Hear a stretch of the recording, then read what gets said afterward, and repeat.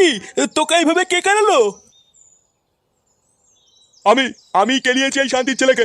এই বাঞ্চোদের এত বড় সাহস, ও পাড়ার মেয়েদের টোন কাটছে।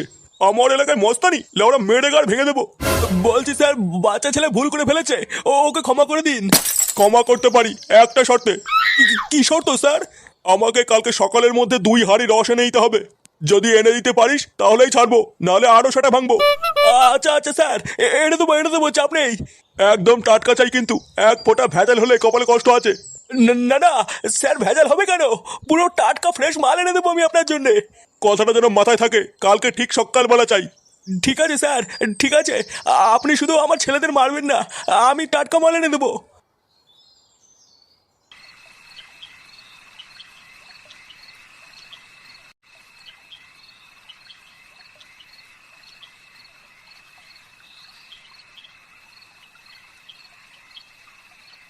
বাড়া, তুই কি করতে চাসটা কি বলতো? লেওনা সেই থেকে ঘুরঘুর মারাচ্ছিস। ভাবছি ওই থানার বড়বাবুটার কথা।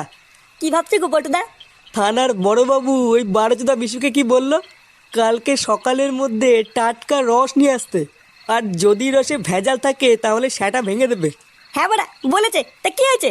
আরে চুদির ভাইগুলো একটু ভেবে দেখ, লেওরা ওই বারোচোদা বিশুকে চোদন খাওয়ানোর এটাই একটা বড় সুযোগ। আরে চোদন, এটা তো মাথায় আসেনি।